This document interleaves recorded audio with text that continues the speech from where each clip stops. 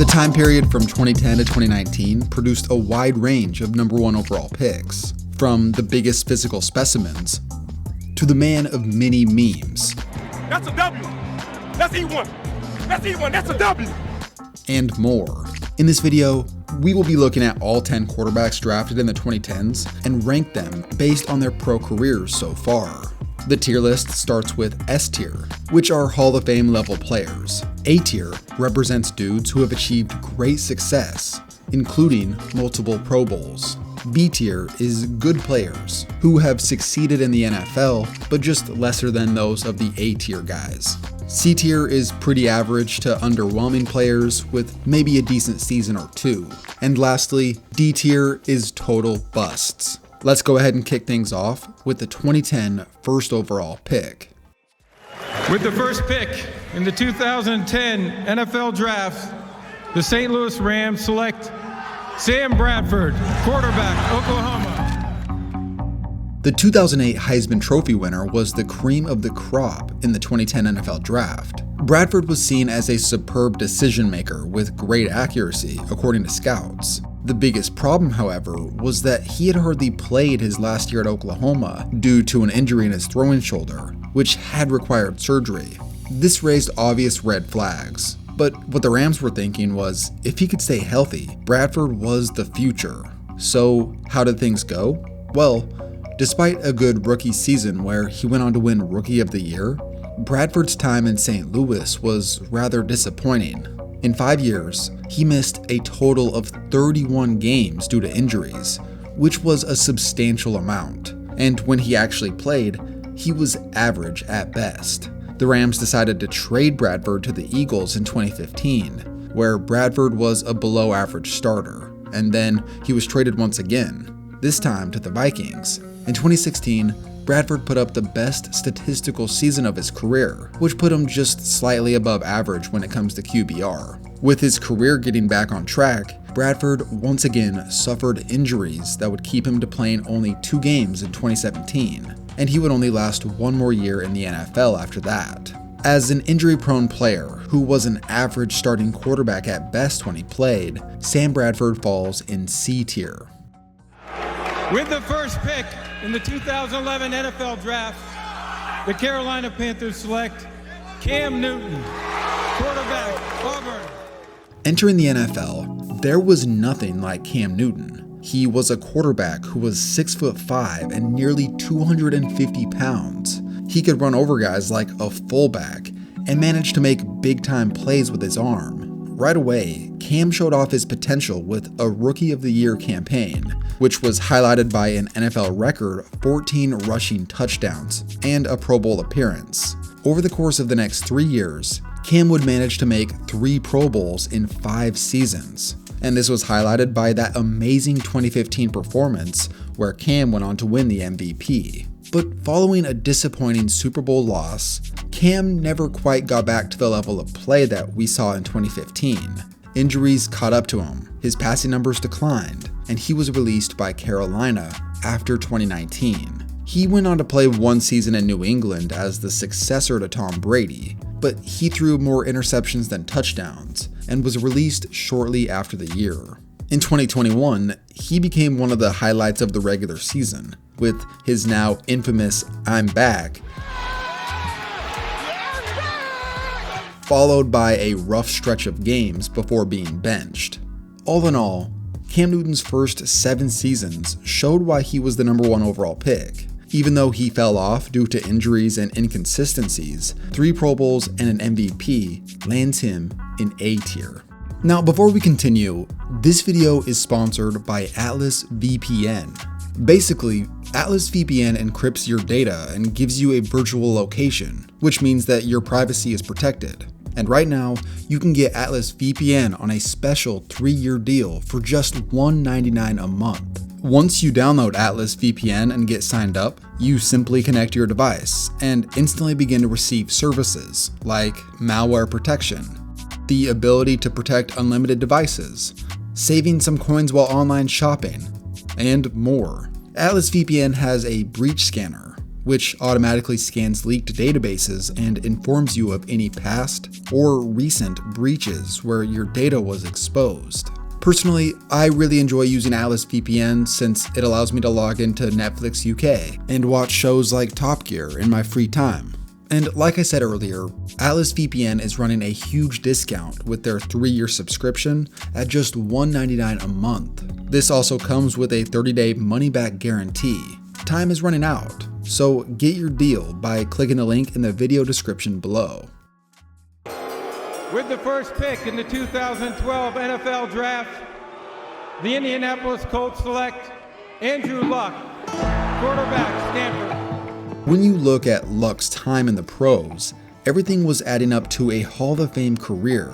He almost single-handedly turned the Colts into a contender right away, and he went to 3 straight Pro Bowls to start his career. But like Cam Newton, Luck used his size to his advantage when he entered the league, but his reckless playstyle caught up to him, and the injuries took a toll, especially on his mental game. But I am going to retire. This is not an easy decision. Honestly, it's the hardest decision of my life. But it is the right decision for me. When it was all said and done, Luck had only played in 6 NFL seasons, but he was spectacular for most of those, with a near MVP season in 2014, 4 Pro Bowl appearances, and a comeback player of the year in his final season. I think Luck had the potential to be an S tier, but for only playing in 6 seasons, he lands in A tier. With the first pick in the 2013 NFL Draft, the Kansas City Chiefs select Eric Fisher, tackle, Central Michigan. 2013 was definitely a change of pace when it came to the number 1 overall pick. It's not the sexy selection, but nonetheless, what you expect from a first overall offensive lineman is that they are going to be a reliable cornerstone for your offense, which at first really wasn't the case. Eric Fisher entered the NFL and was immediately moved from left tackle to right tackle his rookie season, and out of 76 graded tackles according to PFF, Fisher ranked 70th as a rookie. He would move back to left tackle after the season. From there, he eventually developed into a decent player. It took a few years and he was never in the best offensive tackle conversation, but by 2018, he really came into his own, making his first Pro Bowl, and then duplicating that in 2020. He did get released by the Chiefs after the 2020 season, which had ended with a torn Achilles. And after joining the Colts, he's been a middle-of-the-pack offensive lineman, grading out as the 46th out of 84 tackles in the NFL. After overcoming early struggles and becoming a 2-time Pro Bowler, Fisher lands in B tier. With the first pick in the 2014 NFL Draft, the Houston Texans select Jadeveon Clowney, defensive end, South Carolina. The level of hype that Jadeveon Clowney had entering the NFL was immense, especially considering that his last college game was so memorable. But the start of Clowney's pro career was underwhelming. He only played in 4 games as a rookie and didn't do a whole lot. The following year was more action on the field, but another underwhelming performance. Finally, by year 3, Clowney had found his role in the NFL, and alongside J.J. Watt, he went on to become a beast on Houston's defense. 3 straight Pro Bowls had been just what the team was hoping for out of the former number 1 overall pick. Now, it is worth mentioning that a lot of people feel that he never became the guy in the NFL. He was more effective as the complement player to Watt. And now, after bouncing around multiple teams, it became kind of the same thing alongside Myles Garrett in Cleveland in 2021. Overall, Clowney has struggled with consistency and staying healthy, and even though he didn't live up to the insane hype that he received out of college, Clowney has been a solid player at times throughout his career. He's deserving of B tier. With the first pick in the 2015 NFL Draft, the Tampa Bay Buccaneers select Jameis Winston, quarterback, Florida State. Jameis Winston was a man of controversy entering the NFL, and he also had his fair share of memeable moments in the pros. That's a W. That's E1. That's E1. That's a W. But as far as his play on the field, his career got off to a hot start. He had a Pro Bowl rookie season, capped off with Rookie of the Year honors, and it was highlighted by a 5-touchdown performance against the Eagles, which tied a rookie record. Then Jameis became the first quarterback in league history to throw for over 4,000 yards in each of his first 2 seasons. But this was sort of the peak of his career. He had really become a turnover machine by year 3, and this was all highlighted in 2019, which was perhaps the most wild statistical season that we've seen by a quarterback. This was a true just throw it up type of year. He had 5,000 yards, 33 touchdowns, and an insane 30 interceptions. So despite leading the league in passing yards, the team decided to not re-sign Jameis, and they went on to get a major upgrade at quarterback. Winston would go sit in New Orleans for the 2020 season, and then took over in 2021 after Drew Brees retired. It was somewhat promising at first, but then he got injured. So the jury is still kinda out if Jameis will have a potential renaissance. As of now, I think his career is currently at C tier, ahead of Sam Bradford. Maybe with a career renaissance, this could change.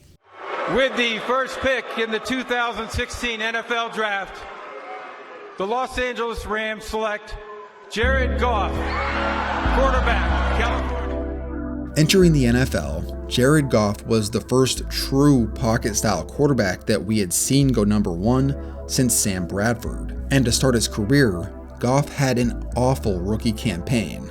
It was so bad that some people were clamoring for the team to move on after how things went.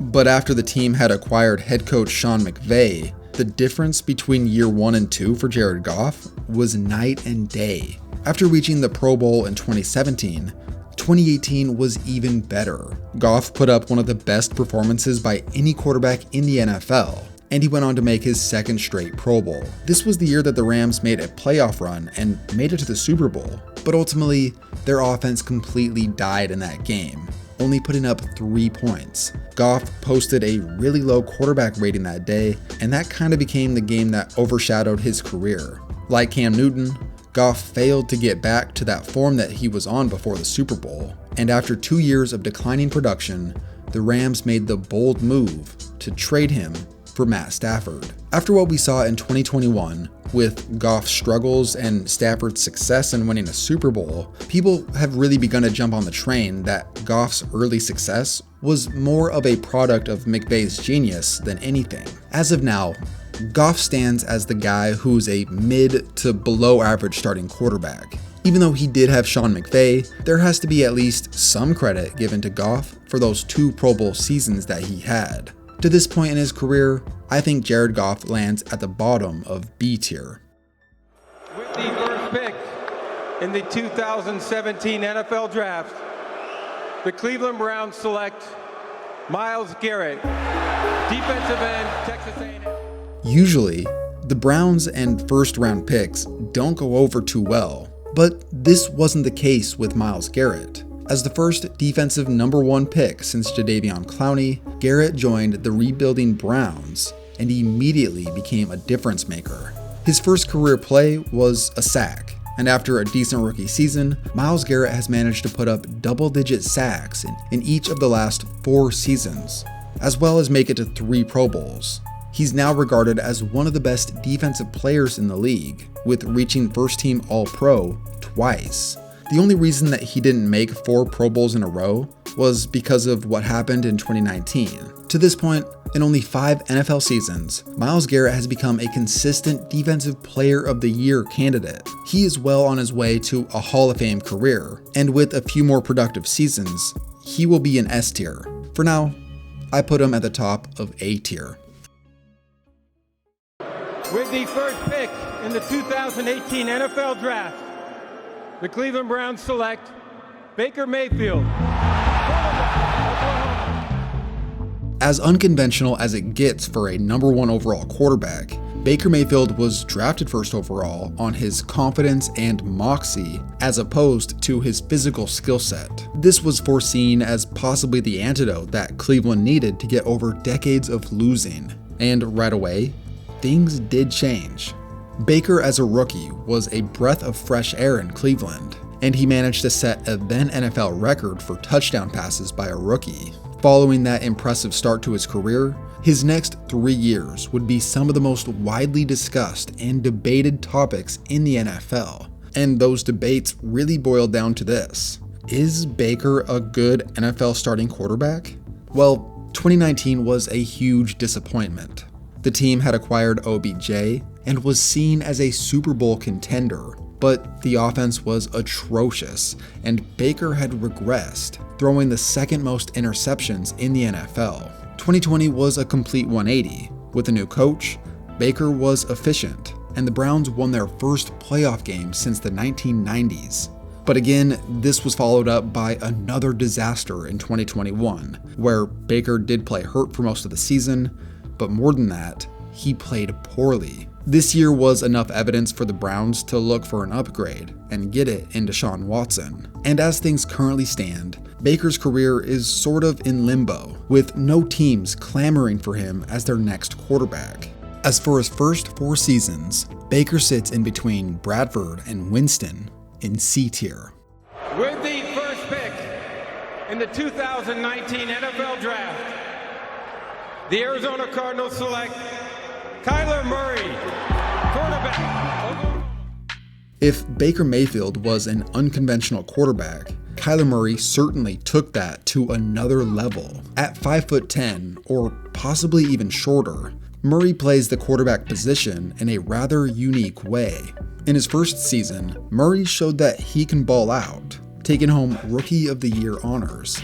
2020 was another step in the right direction, as Murray put up nearly 4,000 passing yards and over 800 rushing yards on his way to his first Pro Bowl. Murray went on to make his second Pro Bowl in a row in 2021. So clearly his career trajectory looks pretty good at this point. Now, he did have a brutal performance in the playoffs, and this bizarre offseason situation between him and Arizona that's been going on for a few months now has certainly muddied the waters. But as far as how he's played on the field, Murray has been great throughout his first 3 seasons. It's still very early in his career, but his dual threat ability has been a problem for defenses. As of right now, Murray stands in B tier. So in the closing of this video, you can see that the number 1 overall picks from the 2010s have a little bit of everything. And honestly, it's a pretty well-rounded group with no Jamarcus Russell level busts. But who knows how the 2010s will hold up against the 2020s, given that the first overall pick from 2020 is on another level in just 2 years. They need the 12-yard line for a first down. Burrow circling back and looking and throwing. End zone. It is caught at the back of the end zone by Jamar Chase for the touchdown. Barely got that pass off.